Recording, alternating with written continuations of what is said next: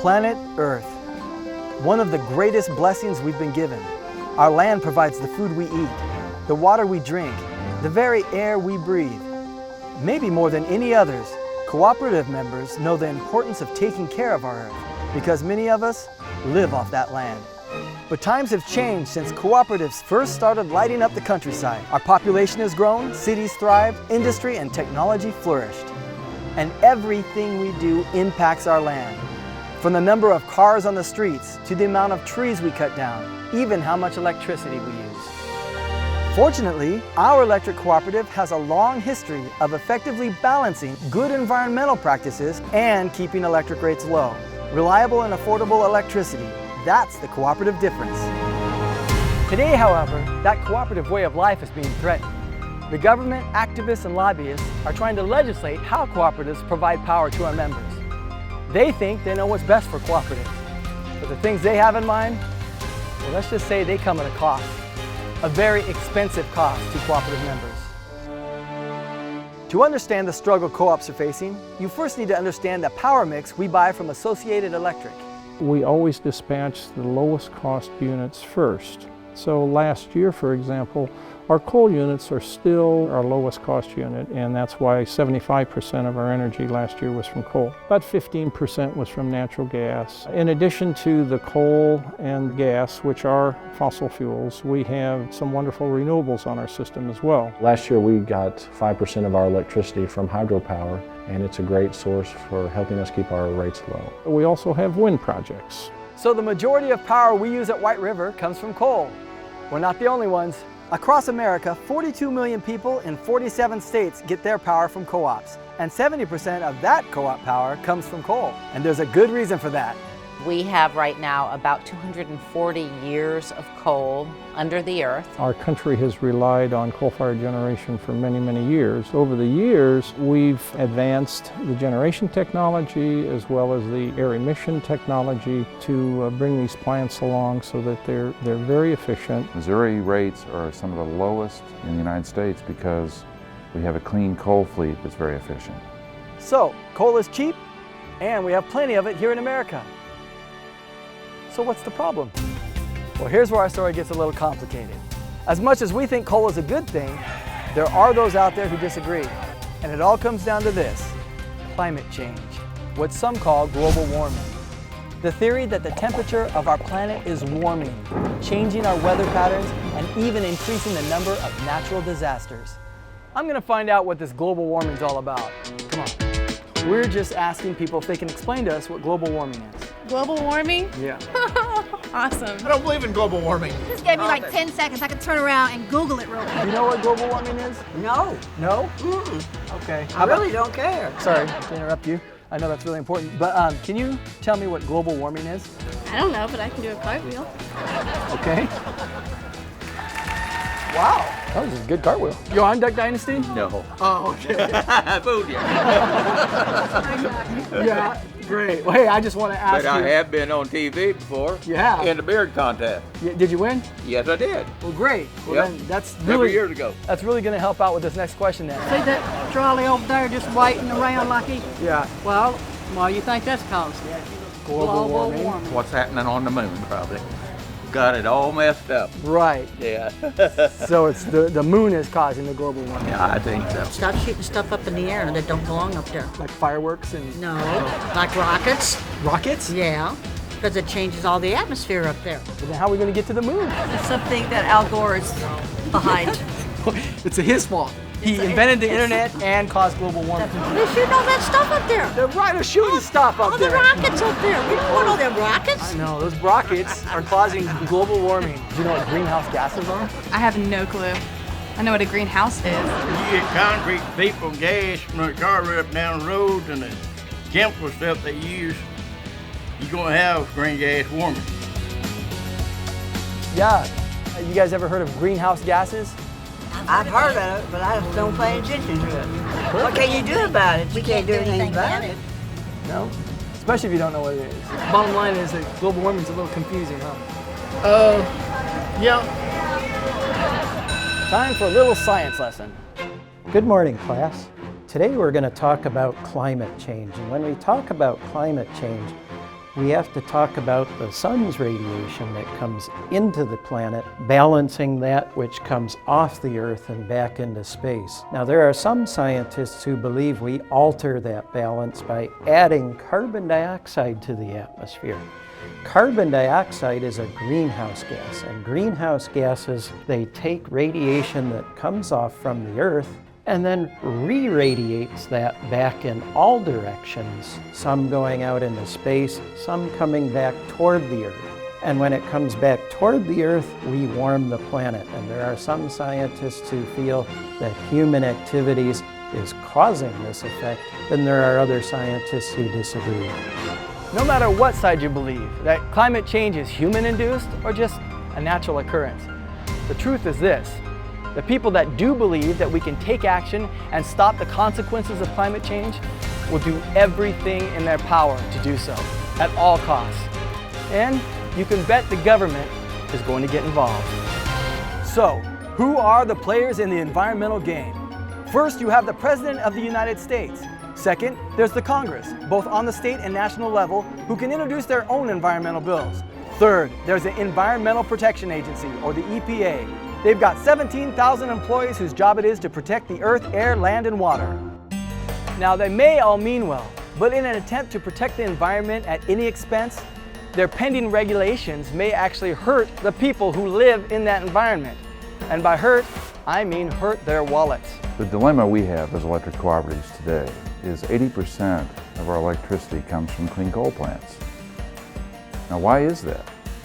That's the case because in the 80s, electric cooperatives were growing rapidly. We needed new generation. Natural gas wasn't available because the federal government said you can't generate electricity with natural gas.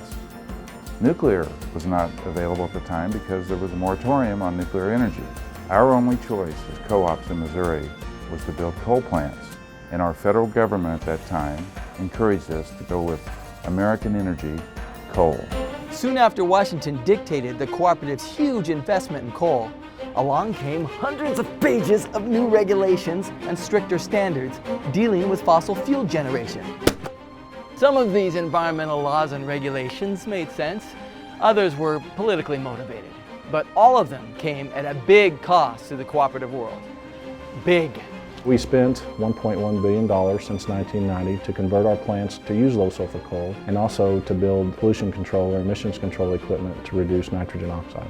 We've also had to add staff at the plant. We monitor every emission that comes into the plant and every emission that goes out of the plant every second of every day, and that includes the air and the water. And if you look at those as a whole, the pollution control equipment and the staff that we've added, we spend $61 million a year to monitor and to comply with those regulations.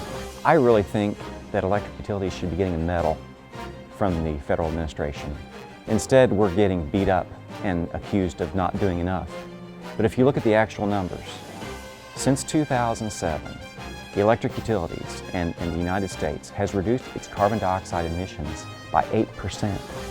So even though the Environmental Protection Agency agrees that the air is cleaner today than it has been in decades, new regulations just keep on coming.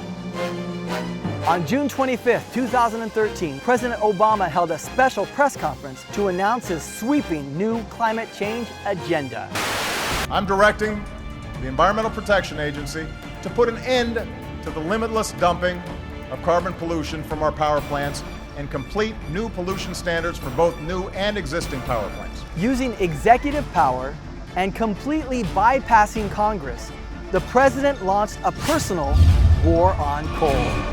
The President has called for an all-of-the-above energy strategy, but in fact it's really just an all-but-one energy strategy because the policies that have been proposed eliminate the ability to ever generate electricity with coal. The President's new climate change initiative will affect us because we're kind of dependent here in the Midwest upon coal because that's where our assets are. It means that those plants that they've paid for over the years won't be used anymore.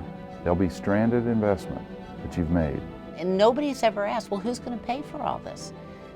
And people say, well, the government's going to pay for this. The government is you. It's the people. It's the taxes that we all pay. And this is very problematic, particularly in areas who haven't recovered from the recession, where we still see high unemployment. We're talking about money out of your pocket for government to pay for new government regulations. Are you willing to pay 25%, 50%, 100% more than you currently do today to comply with government regulation? Bottom line. So the government is out to get coal. Why don't we just stop burning coal? Switch to renewable energy sources. Change is good, right? What utilities need is a balanced, diverse set of generating resources that can work together. And by removing coal, we're moving one, it's most affordable, and two, most consistent and reliable resource. So as you remove that out of your system and you make decisions to rely on other generation, you take on more risk and you take on more cost. Really, we're forced into an option of saying natural gas is our only option. And anytime you tell somebody that's their only option, what happens to the price? The price goes up. Supply and demand says that.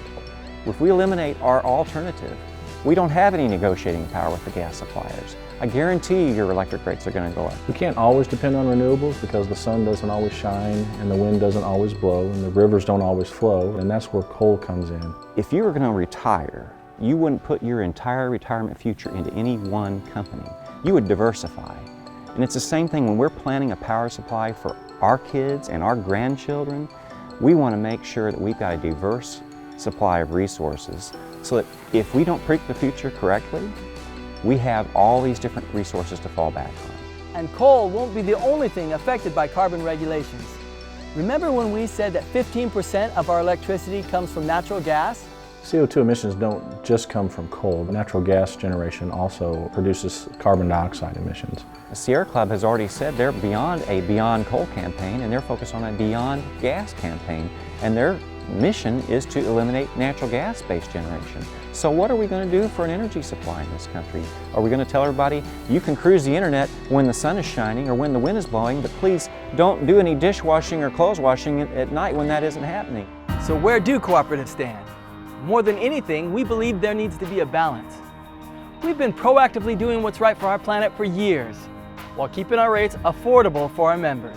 1/3 of the electric cooperative members in the state of Missouri are over 65 years of age. And 80% of that 1/3 are on a fixed income. The other 2/3 of our electric cooperative members in Missouri are also greatly impacted from any increases because wages in Missouri are lower than the national average. In fact, we're 11% below the average. So any increase is a tougher pill for us to swallow than other states. We believe Missourians should not have to pay more than other parts of the country for climate change legislation just because of how our electricity is produced. Every place is different and we have to honor regional differences, but we also have to understand that people can only afford so much. We have to be able to weigh and balance efficiency and conservation and the use of renewables with affordability. If you back up and you really look at it, it is a bullseye on about 8 or 9 states here in the Midwest where the energy bills are at such a reduced cost. A lot of states aren't really that impacted by a carbon standard or development of a carbon technology for coal plants because the reality is their state doesn't generate electricity with coal. But in our case, it's going to change the quality of life in rural Missouri. We know that. If this plan goes into place and raises electric rates to the point that we fear, it could change your life. It could force businesses to close. What's going to happen to our primary industry in this country? It's going to go overseas. When they see their rates going up 20%, 40%, they'll find better places to make steel and to make aluminum and to have jobs. We also believe that federal and state environmental policies need to be realistic. You can't just enact laws before the technology to comply with those laws actually exists. The technology to remove carbon from coal emission is at a very, very early stage, and it is not what we call a proven technology in our industry yet. Honestly, even the president realizes the technology isn't in place yet. We'll need scientists to design new fuels. And we'll need farmers to grow new fuels. We'll need engineers to devise new technologies. And we'll need businesses to make and sell those technologies. And you know, the sad thing is, all these new regulations may not even make a difference. The problem that exists is when we start limiting carbon out into the air, we may be doing it here in the United States, but at the same time we're not burning coal. That coal's being sold somewhere else. It's been sold to China. China is increasing by 7% a year. They're emitting twice as much carbon dioxide as the United States today. By 2020, they'll be emitting almost 4 times as much carbon dioxide as the United States. They build a coal plant every week. The policies that have been proposed, that we need to reduce United States carbon dioxide emissions by 17% by the year 2020. If you look at what that means on a global scale, given that China is increasing their emissions and will continue to do so, the difference that that policy will make is 0.7% on a global emissions basis. 0.7% is not going to save the planet. It's not going to make a difference to the planet. Nobody's going to be able to tell what changed with that small of a change, except our members who are paying the bill. So today, it's carbon dioxide. Tomorrow, who knows? The regulations just keep on coming. And these potential regulations can actually affect the co-op's ability to access the money needed to comply with new regulations.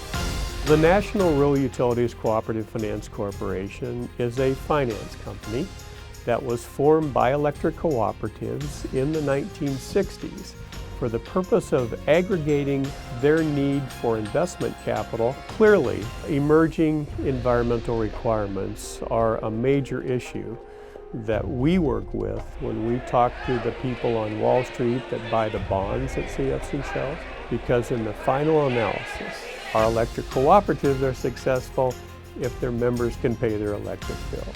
And anything that increases costs and affects the affordability of energy ultimately has an impact on what we can do for electric cooperatives in the capital market.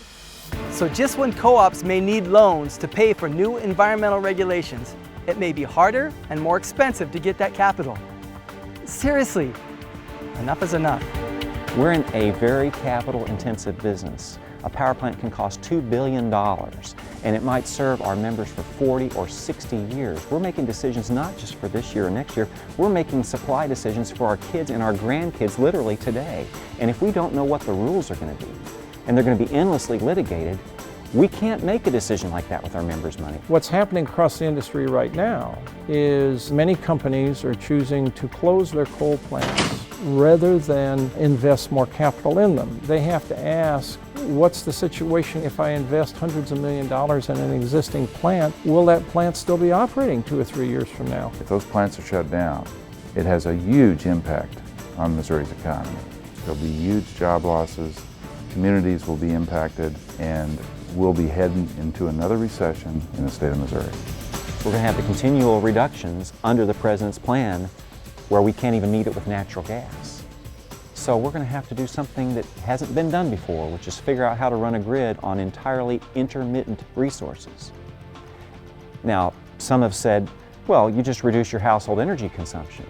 You're going to have to reduce your household energy consumption by something like 80%. To live on a reduction of 80%, you literally do have to live like we lived in the 1920s, when houses did not have air conditioning, when they didn't have electric heat, and when you might have 1 light bulb per room. That's the kind of lifestyle changes that are necessary to get to 80% reductions. It just doesn't seem right or fair when we've done what is financially prudent, paid for these assets, have them out there, and all of a sudden we change the rules. We're generating more electricity with far less emissions, and all we keep doing is bleeding our customer pockets dry with more regulations and more tax money. So, it all comes down to this. Decisions are being made right now in Washington, D.C. that will dramatically affect all of us in the Show Me State.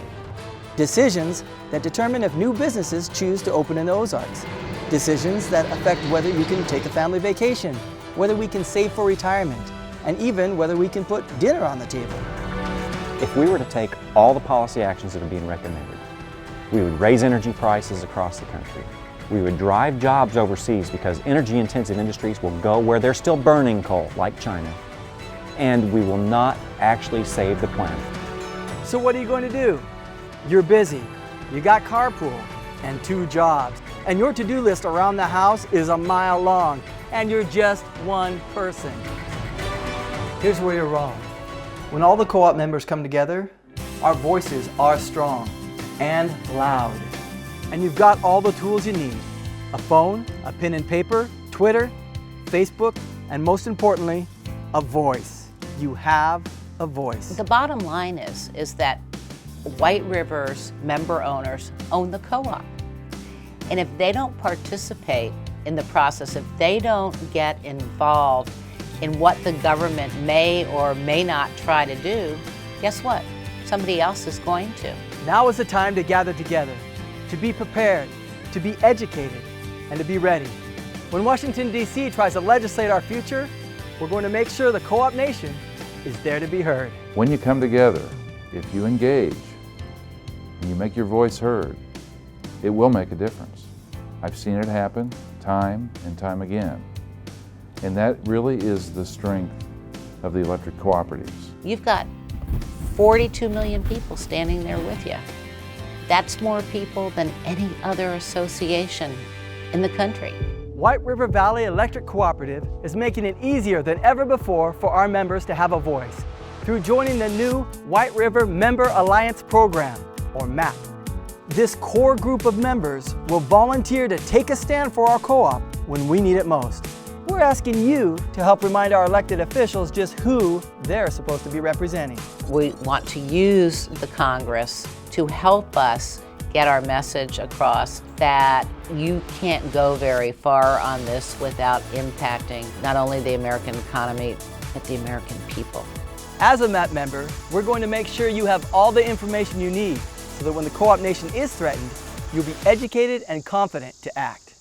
It may be something simple like signing your name on a petition, talking about the issues with your neighbors, or just knowing which candidates support cooperatives when you go to vote. We want you to take away from this MAP program an idea of what's actually causing your electric rates to go up and become more expensive, and the results of where regulation could take you at some point.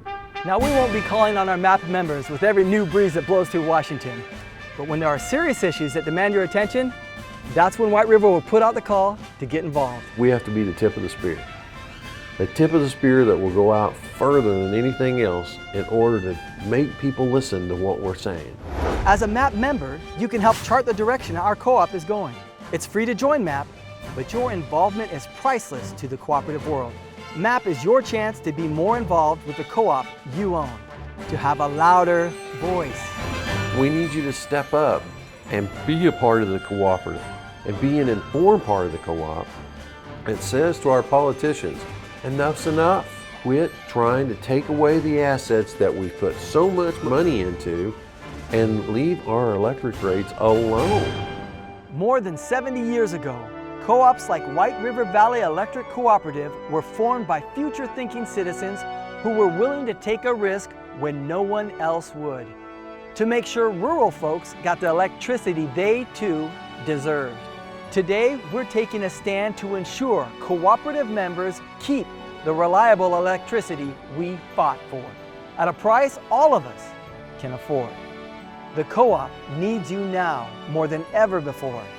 We need your voice to protect our wallets, to protect our way of life, and to protect our future.